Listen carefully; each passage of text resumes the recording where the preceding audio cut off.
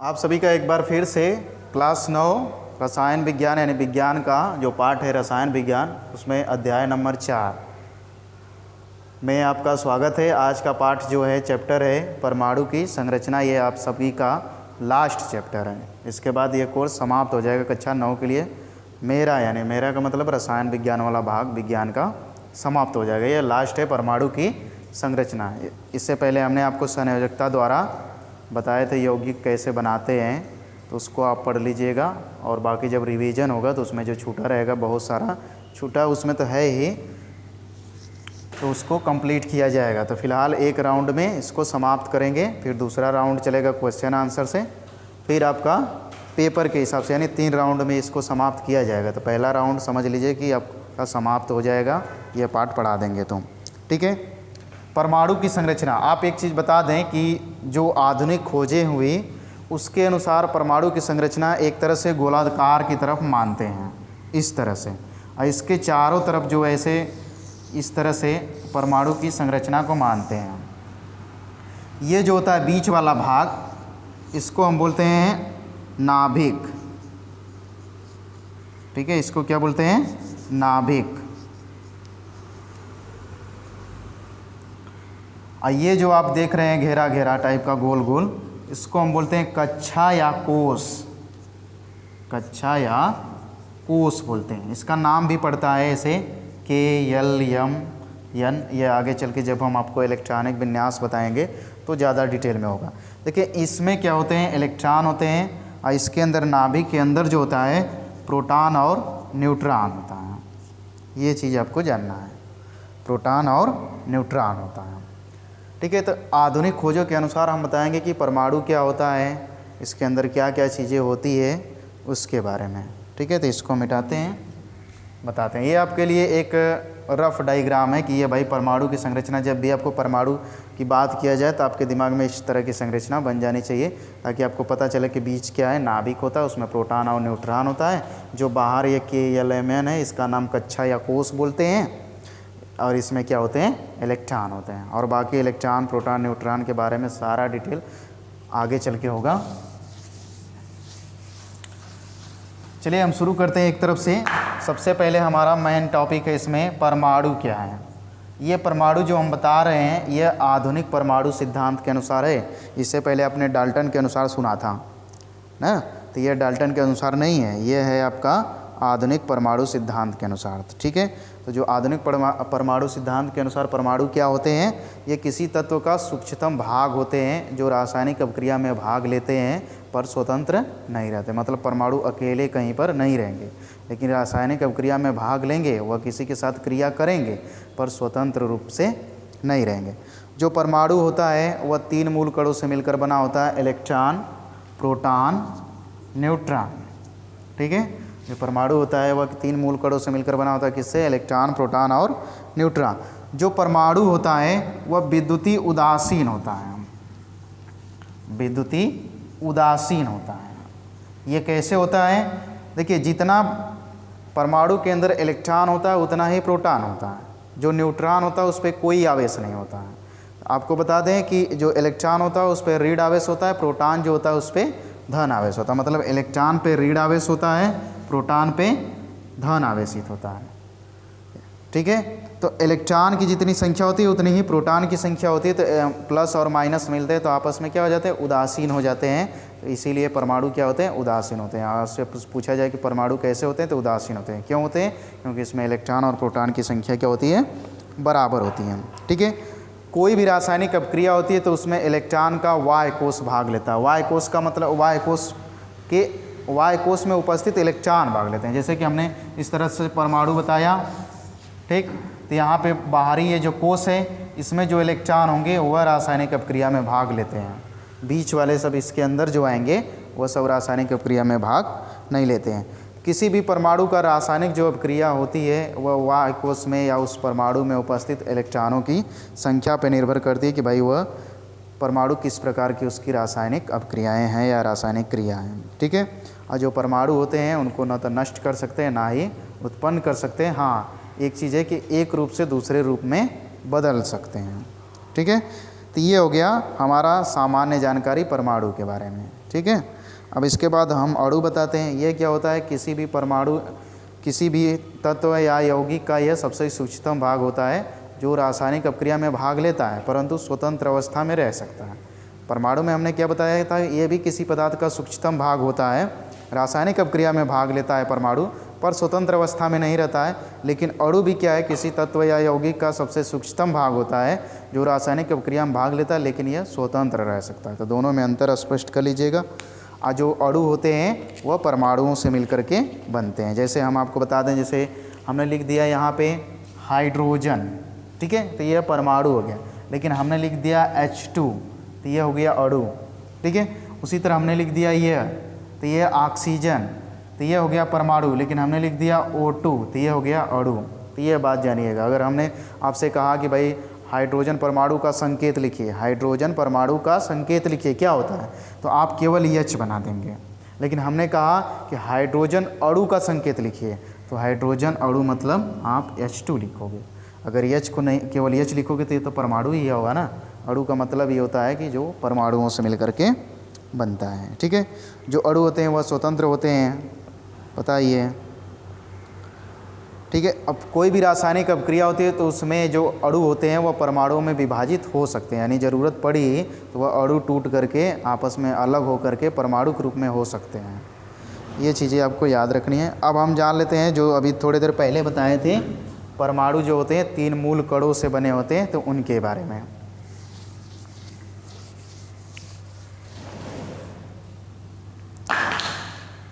तो आपका अगला हेडिंग है, यानी टॉपिक है परमाणु के मूल कण।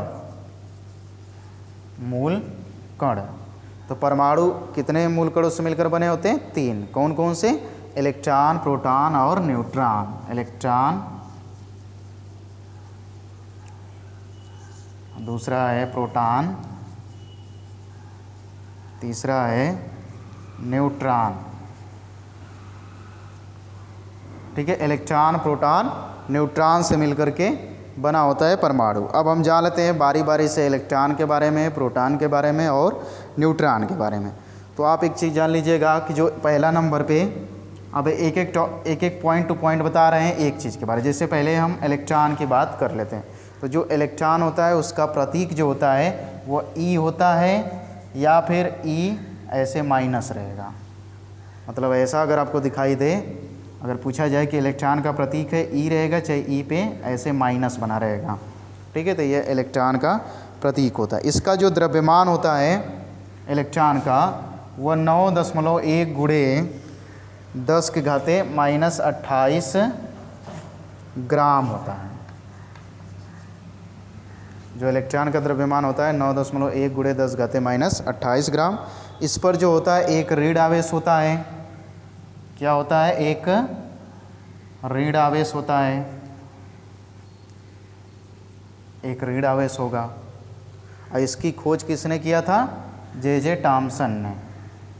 इसको टॉमसन, चाहे कहीं लिखा रहता है थॉमसन, ठीक है। तो इलेक्ट्रॉन के बारे में आपको इतना जानना है कि इलेक्ट्रॉन का जो होता है प्रतीक E होता है या E माइनस होता है, ठीक है। इसका जो द्रव्यमान होता है 9.1 गुणे 10⁻⁻28 ग्राम होता है। इस पर क्या होता है? एक ऋण आवेश होता है। इसकी खोज किसने किया था? जे टॉमसन ने 1857 में। ये भी याद रख लीजिएगा। तो इसमें 3-4 पॉइंट आपको याद रखनी है परीक्षा की दृष्टि से। इसके बाद बात करते हैं प्रोटॉन की। तो जो प्रोटॉन होता है इसका प्रतीक P, देखो इसका 2 प्रतीक होता है, P या H+। अगर P बना हो तो भी प्रोटॉन, H+ बना हो तो भी प्रोटॉन। यानी जो प्रोटॉन का संकेत होता है वह P या H+ होता है। इसका जो द्रव्यमान होता है प्रोटॉन का, वो होता है 1.67 गुणे 10⁻⁻24 ग्राम में होता है। ये चीज़ आपको याद रखना है, ग्राम, यहाँ पर भी ग्राम। तो यह प्रोटॉन का द्रव्यमान हो गया, ठीक है। इस पर क्या होता है? एक धन आवेश होता है। इलेक्ट्रॉन पे क्या होता है? एक ऋण आवेश होता है। प्रोटॉन पर एक धन आवेश होता है। और जो प्रोटॉन की खोज हुई थी वह 1919 में किए थे रदरफोर्ड ने किया था 1919 में, ठीक है। प्रोटॉन की खोज किसने किया था? रदरफोर्ड। किसमें? 19 में। तो इतना आपको पॉइंट इसमें याद रखना है। क्या याद रखना कि प्रोटॉन का प्रतीक क्या होता है, इसका द्रव्यमान कितना होता है, इसकी खोज कब हुई थी, किसने किया था, और इस पर कितना आवेश होता है। तो इलेक्ट्रॉन पर ऋण आवेश, प्रोटॉन पे धन आवेश। बात कर लेते हैं न्यूट्रॉन। तो न्यूट्रॉन का जो प्रतीक होता है वह स्मॉल n होता है, स्मॉल n या 0n1 कहीं पे लिखा रहता है, स्मॉल n या 0n1 ऐसे करके लिखा रहेगा। तो स्पेशली आप जान लीजिएगा स्मॉल n। तो न्यूट्रॉन का जो प्रतीक होता है वह n होता है, ठीक है। इसकी जो खोज हुई थी वो 1932 में चैडविक ने किया था, जेम्स चैडविक। तो ये तीनों मूल कण के बारे में आपको बता दें, इलेक्ट्रॉन, प्रोटॉन, न्यूट्रॉन। एक चीज़ और बता दें कि न्यूट्रॉन पे कोई आवेश नहीं होता है। जैसे इलेक्ट्रॉन पर ऋण आवेश होता है, प्रोटॉन पे धन आवेश होता है, वैसे न्यूट्रॉन पे कोई आवेश नहीं होता है। इसके बाद हमारा नेक्स्ट टॉपिक है, अलग अलग जो वैज्ञानिक थे उन्होंने परमाणु की संरचना के बारे में अपना अपना एक विचार दिए, एक मॉडल बनाए, संरचना के बारे में अपना विचार दिए। तो उसके आधार पर कुछ वैज्ञानिक हैं जिन्होंने परमाणु का संरचना मॉडल प्रस्तुत किया, यानी कि अपना प्रैक्टिकल किए, प्रयोग किए। उसके आधार पर उनको जो जो समझ में आया वह अपने विचार से बताए कि भाई परमाणु इस तरह से बना है। तो उस बारे में हम समझ लेते हैं, ठीक है। सबसे पहला है थॉमसन का परमाणु मॉडल, यानी थॉमसन ने परमाणु का मॉडल क्या प्रस्तुत किया। यानी कहने का मतलब क्या हुआ कि जो थॉमसन है उन्होंने परमाणु के संरचना के बारे में, यानी परमाणु के बारे में उन्होंने क्या कहा।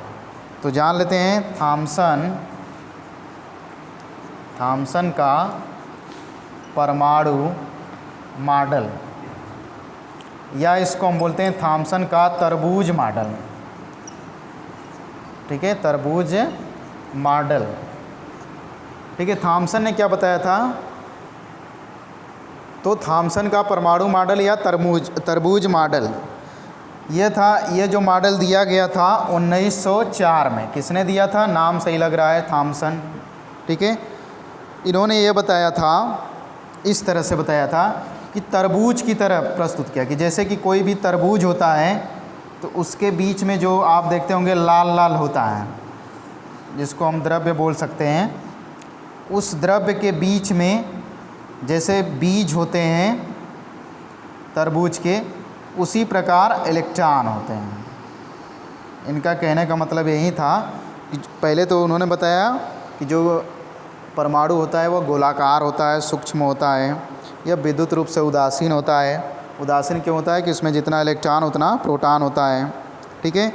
जो परमाणु में जो धन आवेश होते हैं वह समान रूप से तरबूज के द्रव्य जैसे फैले रहते हैं, और जो इलेक्ट्रॉन होते हैं वह तरबूज के बीज की तरह उसके बीच बीच में जगह जगह पे धंसे हुए होते हैं। जैसे तरबूज में देखते हो लाल वाला भाग होता है, उसके बीच बीच में बीज होता है, उसी प्रकार से क्या होते हैं, ऋण आवेश से इलेक्ट्रॉन भी पड़े रहते हैं। फिर इसके बाद जब रदरफोर्ड आए, उन्होंने अल्फा कणों की प्रकीर्णन का प्रयोग करके देखा। तो इनके थॉमसन के परमाणु मॉडल को गलत बताया, कहा कि इस तरह जैसे ये बता रहे हैं वह सब नहीं है, इनमें कुछ कमियां हैं। तो उसे दूर करने के लिए रदरफोर्ड ने भी अपना परमाणु मॉडल प्रस्तुत किया। तो ये हो गया हमारा थॉमसन का परमाणु मॉडल। थॉमसन का परमाणु मॉडल सीधा सीधा पूछा जाए तो आप बता सकते हो कि इसका यह परमाणु मॉडल की खोज कब हुई थी, 1904 में। किसने किया था, जे थॉमसन ने किया था। इन्होंने क्या बताया कि जो भी धन आवेशित होते हैं वह परमाणु के चारों तरफ फैले होते हैं, जैसे कि तरबूज के सारे द्रव्य फैले होते हैं, जो लाल वाला बा। और जो इलेक्ट्रॉन होते हैं ऋण आवेशित, वह तरबूज के बीज की तरह उस धन आवेश के बीच बीच में कहीं कहीं पर उपस्थित होते हैं। और उन्होंने बताया कि जो परमाणु होता है वह क्या होता है, उदासीन होता है। बस यही है थॉमसन का परमाणु मॉडल। फिर इसके बाद रदरफोर्ड आए तो उन्होंने अपना प्रयोग किया, तो पता चला कि भाई ये जो कह रहे हैं थॉमसन जी, उनका ये जो मॉडल है वह गड़बड़ है, कुछ इसमें कमियां हैं, ठीक है। तो इसके बाद हम जान लेते हैं, इन्होंने एक आए दूसरा जो रदरफोर्ड ने जो बताया था इनकी कमी, इसके बारे में जान लेते हैं रदरफोर्ड का। रदरफोर्ड ने क्या प्रयोग किया। तो रदरफोर्ड ने एक प्रयोग किया जिसके बेस पे बताया कि थॉमसन का जो परमाणु मॉडल है वह दोषपूर्ण है, उसमें कुछ दोष है। तो हम देख लेते हैं कि रदरफोर्ड का प्रयोग क्या है। तो लिखेंगे, अगला टॉपिक है रदरफोर्ड का अल्फा कण प्रकीर्णन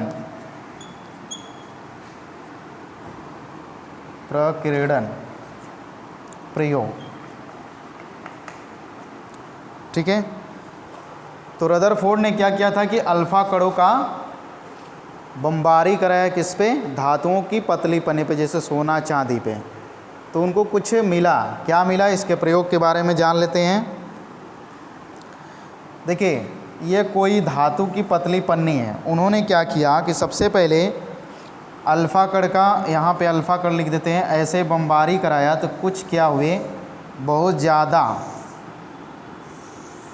कण जो हैं वह सीधे निकल गए। ठीक है, जब इन्होंने अल्फ़ा कणों की बमबारी किया इस धातु की पतली पन्ने पे, तो बहुत सारे जो कण थे वह सीधे निकल गए। तो इसके आधार पर इन्होंने बताया कि परमाणु का जो अधिकांश भाग है वह क्या है, खोखला है या रिक्त स्थान है उसमें। यानी जब इन्होंने इस पे किसी भी धातु के, मतलब मान लेते हैं सोने की धातु है, उसकी पन्नी पे क्या किया, अल्फ़ा कणों का बमबारी कराया तो बहुत सारी किरणें सीधी निकल गई। यानी अल्फ़ा कण क्या हुए, बहुत ज़्यादा तेज़ी से सीधे निकल गए। तो उन्होंने बताया कि यानी ज़्यादा निकलने का मतलब जो परमाणु का अधिकांश भाग है वह खोखला है या रिक्त है, इसलिए वह क्या हुई, अल्फ़ा कण क्या हुए, बाहर निकल गए। ठीक है, इसके बाद कुछ अल्फ़ा कण जो थे वह अपने मार्ग से विचलित हो गए, जैसे आए और अपने मार्ग से क्या हो गए, विचलित हो गए, बहुत थोड़ा सा।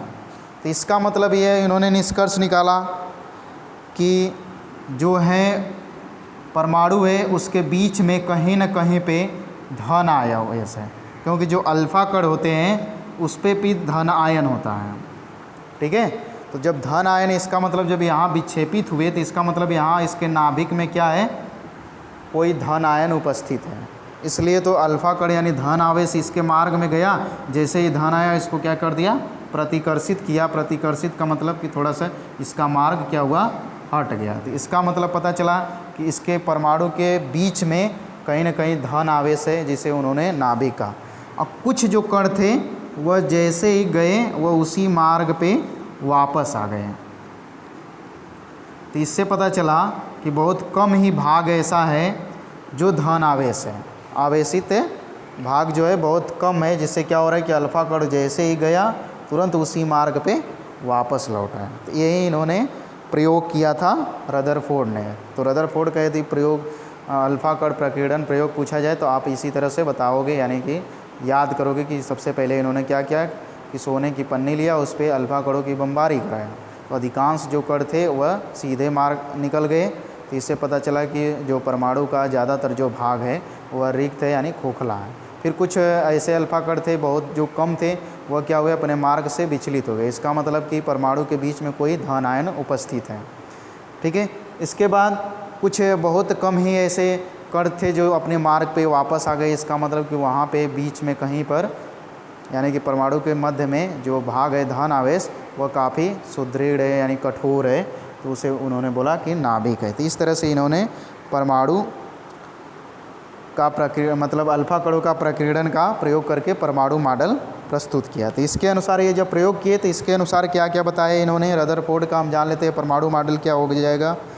तो इन्होंने बताया कि जो परमाणु होता है गोलाकार होता है, अति सूक्ष्म होता है, विद्युत उदासीन होता है। किसने कहा, रदरफोर्ड। यही बात थॉमसन ने भी कहा था।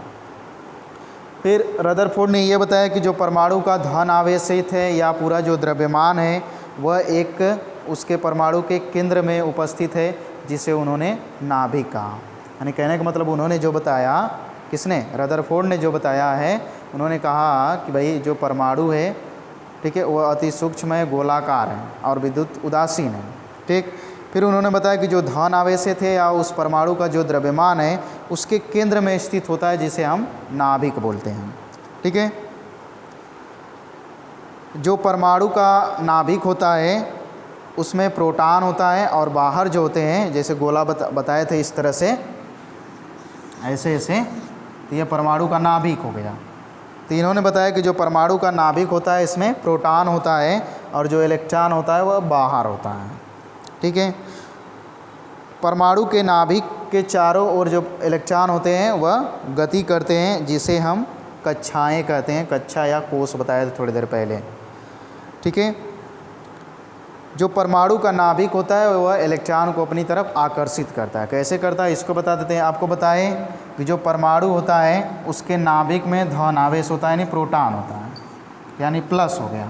इलेक्ट्रॉन होता है माइनस होता है। आप जानते हो कि विपरीत आवेश के बीच में आकर्षण होता है। ठीक है, जैसे धन है और ऋण है तो उसके बीच में आकर्षण होगा। अगर समान प्रकार के होंगे तो प्रतिकर्षण होगा। तो जो परमाणु का नाभिक होता है वह इलेक्ट्रॉन को अपनी तरफ आकर्षित करता है। ठीक है, और जो इलेक्ट्रॉन होते हैं वह वृत्तीय पथ पे गति करने की वजह से इनके बाहर एक बल कार्य करता है, जिसे हम बोलते हैं अपकेंद्र बल। इसी वजह से जो परमाणु का इलेक्ट्रॉन होता है वह नाभिक पे नहीं गिरता है। जैसे पूछा जाता है कभी कभी प्रश्न है, क्या हम जानते हैं भाई कि जो परमाणु का नाभिक होता है धन आवेश होता है, जो इलेक्ट्रॉन होता है ऋण आवेश होता है, तो इलेक्ट्रॉन को नाभिक के ऊपर गिर जाना चाहिए। ऐसा होता है, सोचते हैं, पर ऐसा नहीं होता है। इलेक्ट्रॉन जहाँ रहता है वहीं पर रहता है। क्यों रहता है? क्योंकि जैसे घूमता है तो बाहर की तरफ एक बल कार्य करता है, जिसे हम बोलते हैं अपकेंद्र बल। तो अब इस बाहर के बल का और इस नाभिक का बल लगभग बराबर हो जाता है। तो भाई एक बाहर की तरफ लग रहा है, एक नीचे अंदर की तरफ लग रहा है, दोनों बल यदि बराबर हैं तो इलेक्ट्रॉन क्या रहेगा? वहीं पर रहेगा। ठीक है, जैसे दो लोग मिल करके आपको एक इधर खींचे एक इधर खींचे, दोनों का बल बराबर होगा तो आप किधर जाओगे? कहीं नहीं जाओगे, वहीं पर रहोगे। तो उसी तरह इलेक्ट्रॉन का भी होता है। ठीक है, इसके बाद आता है कि रदरफोर्ड के परमाणु मॉडल की कमियां क्या हैं। मतलब रदरफोर्ड ने भी जो कुछ बताया उनकी भी कुछ कमियां आई। वह कमियां क्या है? तो उसमें पहला नंबर पे है कि जो नाभिक के चारों ओर जो कक्षाएं हैं उसमें इलेक्ट्रॉन कितने होते हैं, इन्होंने नहीं बताया। किसने नहीं बताया भाई? रदरफोर्ड तो बताया कि भाई नाभिक के चारों तरफ एक वृत्तीय कक्षा होती है जिस पर इलेक्ट्रॉन गति करते हैं, पर उन्होंने ये नहीं बताया कि उस कक्षा में इलेक्ट्रॉन कितने हैं। ठीक है, और उनका वेग कितना है इसकी जानकारी नहीं प्राप्त होती है रदरफोर्ड के परमाणु मॉडल से। ठीक है,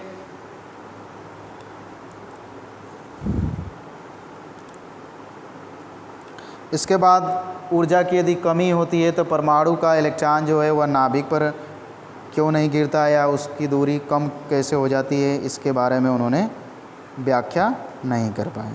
ठीक है, तो आज के लिए बस इतना ही बताते हैं। आगे हम बताएंगे बोर का परमाणु मॉडल। जैसे थॉमसन का परमाणु मॉडल था, रदरफोर्ड का परमाणु मॉडल था, वैसे ही आगे है बोर-बरी का या बोर का परमाणु मॉडल, और इसके बाद इलेक्ट्रॉनिक विन्यास के बारे में पूरा बाकायदे बताया जाएगा।